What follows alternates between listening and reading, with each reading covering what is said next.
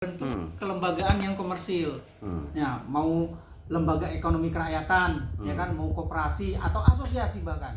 Dan terakhir dia membentuk P4S, penyuluh pertanian secara swadaya. Pas. Nah, ya kan. Jadi cerita ini koperasi, ya kan. Kelompok tani memang terdaftar di Simluhtan, ya kan. Nah, Gapoktan terdaftar di Simluhtan. Karena apa? Karena itu memang yang harus dibina. Begitu kelompok tani ini maju, Gapoktannya bergerak, ya kan, mereka akan mencari usaha-usaha produktif. Dibentuklah koperasi. Jadi keberhasilan dari itu justru koperasi. Nah, di sebuah desa ketika ada koperasi, secara tidak langsung mau tidak mau ya harus dibina lah sama penyuluh. Harus dibina dinas koperasi, dinas pertanian, segala macam. Justru dengan adanya koperasi semakin banyak kelembagaan yang harus terlibat di situ. Bukan artinya makin ditinggalkan karena nggak terdaftar di Simluhtan terus koperasi ditinggalkan, jangan, bukan seperti itu. Justru koperasi yang ada di desa itulah binaan yang bagus oleh PPL itu, karena berarti menunjukkan keberhasilan seorang PPL di situ.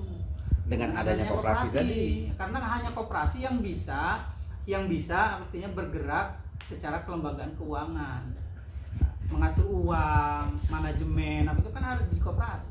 Di kelompok tani kan udah terbatas itu, ruang geraknya hanya sekelompok di situ saja. Kalau koperasi enggak, buat kemitraan kesana kemari kan gitu. 9 indikator apa keberhasilan penyuluhan salah satunya itu terbentuknya suatu kemitraan. Nah, kemitraan itu bisa terjadi karena kalau ada koperasi. Kalau bermitra dengan kelompok itu kecil skopnya. Satu kelompok paling satu dusun kan? benar. Nah, begitu dia bermitra, siapa sih yang mau bermitra hanya dengan satu dusun? Ya kan? Begitu kemitraannya besar, menghasilkan keuntungan, akhirnya semua sejahtera. Gitu. Jadi macam mana dengan kelompok tani yang kolaborasi? Maksudnya? Kepengurusannya. Artinya, justru itu lebih bagus. Itu. Artinya maksud saya gini, saya tambahkan sedikit. Ada kelompok dibentuk berdasarkan hamparannya. Iya. Kebetulan kami dari luar dusun atau dari luar desa. Tapi kami ikut mau dalam kelompok tani yang ada di sana karena hamparannya ada di sana. Kan itu kan. Oke, coba Pak, tanggapannya. Nah, begini ya. Jadi pertama orang membentuk kelompok tani itu yang pertama satu usaha dulu, satu bersama, satu tujuan, kan gitu. Nah, perkara apakah dia berdasarkan domisili atau berdasarkan hamparan, ya kan? Itu tergantung usaha yang akan dilaksanakan. Contoh, ya, KWT, kelompok wanita tani. Apa ada hamparannya? Kan tidak ada. Tapi dia membentuk kelompok bisa, ya kan? Berdasarkan domisilinya di situ dia membuat keripik apa segala macam pasca panen kan. Nah, berbentuklah kelompok. Begitu juga kelompok tani. Kalaulah kelompok taninya itu hamparan di sini sawah, semua sawah, membentuklah satu kelompok tani, ya kan, bekerja di sawah itu bisa, ya kan. Nah, kemudian ada lagi ya kelompok tani itu sawahnya berpencar-pencar, tidak bisa disatukan, tetapi lokasi dia di satu tempat itu.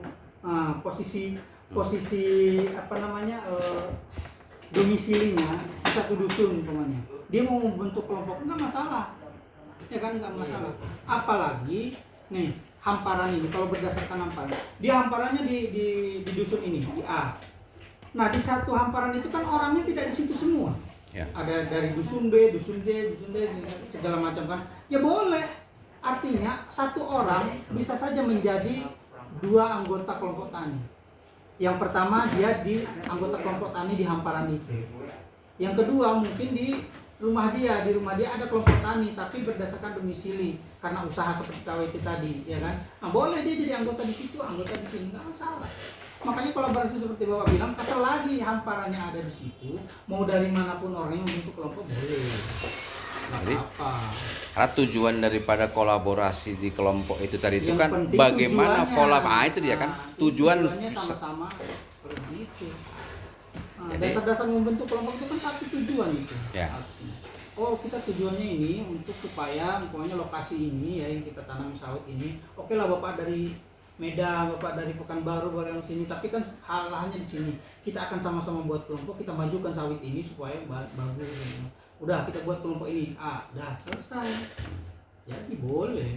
Jadi kan sekarang penyuluh kan sudah artinya satu atap dengan dinas pertanian, ya. Itu kapan pertemuan penyuluh? Nah, Sampai sekarang belum pernah dilaksanakan ya? ya kalau umpamanya jadwal setiap bulan, Hmm. setiap bulan rutinitas itu wajib di kan ada laku susi 2 minggu sekali di BPP, ya kan? Kemudian 1 bulan sekali di kabupaten. Itu makanya di sini diambil jadwal di awal bulan. Nah, Jadi itu ada. yang maksud saya kan gini, 76 hektar lahan PSR yang sekarang ini yang siap untuk ditanami tumpang sari itu terbengkalai atau tidak dimanfaatkan sama masyarakat. Kan jelas sayang. Maka di sini kita kemarin dari koperasi mengajukan artinya benih jagung untuk tujuan supaya artinya lahan itu bisa ditumpang sarikan dengan tanaman jagung. Nah, boleh melalui koperasi aja Itu. langsung. Jadi waktu saya tanya semalam sama Pak Kabid apa itu? Amir pertanian. Pak Amir ya. Sama Pak Amir tak bisa koperasi. Harus kelompok tani. Menurut saya ini cara berpikir yang belum artinya pas. Karena apa? Bapak tadi bilang koperasi lebih daripada kelompok tani, kan itu pula ya, dari segi SDM-nya, dari segi administrasinya, dari segi keanggotaannya, semua ada katakan lu di koperasi. Nah, pertanyaan kita semalam, lahan yang sekarang sudah siap terbentang itu mau kita tanami dengan tanaman tumpang sari seperti jagung dan lain sebagainya, kita dari koperasi usulkan untuk benihnya. Nah, jadi oleh Pak Amir semalam nggak bisa, harus kelompok tani. Nah, itulah yang menurut saya harus dilempangkan. Kenapa? Indonesia saat ini sekarang, apalagi Pak Jokowi, ya, ini sedang gencar-gencarnya sekarang ini menghadapi krisis pangan. Itu yang ditakutkan. Maka dari sektor pertanian, mulai dari kepolisian sampai dengan ABRI, ya, turun untuk ikut membantu teknik bagaimana bercocok tanam yang baik, supaya menghindarkan itu kan kegagalan, katakan dulu istilahnya. Saya tambahin begini. Oke. Jadi Bapak harus bedakan juga yang namanya di dinas ini ada program, ya kan? Ada program dan ada sumber dana yang berbeda-beda, ada kegiatan segala macam. Jadi begini, di dinas itu ada membina mengelola APBD, ya kan? Ada APBD provinsi, ada APBN ini. Nah, dari masing-masing anggaran pembelanjaan ini berbeda tujuan, artinya berbeda sasaran penerima manfaat. Mungkin kalau APBD kita tujukan ke langsung petani-petani yang kecil, gitu ya, karena jumlahnya sedikit. Nah, kemudian ada APBD provinsi ini. Provinsi mungkin ada yang lebih besar, lebih terbuka dia, ya kan? Artinya provinsi menyediakan, oke lah untuk kabupaten ini. Nah, kabupaten inilah yang mengatur, memberikan kepada siapa. Nah, mungkin ada regulasi lain di situ. Boleh ini diberikan kalau dia kelompok tani yang terdaftar di simultan, ya kan? Bisa jadi seperti itu, memang itu aturannya, gitu. Nah, ketika Bapak ini yang minta, mungkin nggak akan dikasih memang, ya kan? Karena memang aturannya harus pakai kelompok tani yang terdaftar di simultan. Nah, gitu. Supaya apa? Memudahkan pengecekan, memudahkan pemeriksaan. Oke, satu. Yang ketiga, nanti APBN. Nih, APBN biasanya lebih luas lagi. Itu bahkan LSM pun boleh. Tetapi ketika ini ada, paham Pak? Jadi APBN itu ada yang dana aspirasi, ya kan? Ada dana alokasi umum segala macam diberikan ke kabupaten, umpamanya contohnya dari kementerian, dari Dirjen Tanam Pangan, pokoknya mengalokasikan segini ton bibit jagung ke Kabupaten Labuan Batu. Nah, itu bisa saja tanpa ketentuan kelompok tani itu terdaftar di simultan, atau mungkin dicantumkan juga. Nah, itu tergantung itu programnya. Kadang ada program yang memang tidak mensyaratkan itu, ya kan, boleh, mungkin bisa mengalokasikan untuk koperasi, boleh. Yang penting ada lembaga hukumnya kan gitu. Seperti PSR ini kan dari kementerian juga nya, tetapi dia tidak dibatasi harus kelompok tani yang terdaftar di simultan, koperasi boleh. Nah, bantuan yang lain pun gitu juga. Kalau seandainya masih ada program seperti itu, ya bisa Bapak dapat. Tetapi mungkin ini ya, saya bukan bela di sini, tapi mungkin yang ada benih jagung sekarang mensyaratkan itu. mensyaratkan harus kelompok tani, ya kan, yang terdaftar di Simlutan. Nah, mungkin koperasi kan tidak terdaftar di Simlutan, ya kan. Tetapi nih, kalau untuk memberikan bantuan mungkin dari sumber lain. Satu, ini dari segi dinas ya, supaya tidak melanggar ketentuan. Tetapi Pak, kan sebenarnya di masyarakat bisa mensikapinya. Ini anggota koperasi, kan ada anggota kelompok tani juga. Ya ajukanlah dari kelompok tani itu yang di anggota koperasi. Nah, itulah semalam wacana kita semalam yang di sana di lokasi PSR kita ini, kita mau bentuk kelompok, gabung sama kelompok tani yang ada di sana. Ketuanya juga orang sana. Nggak perlu gabung masalahnya. Begini, kalau saja ada anggota-anggota koperasi kita yang tergabung dalam kelompok tani apa segala macam, nah ikut aja di situ. Kelompok ini aja mengusulkan, gitu maksudnya.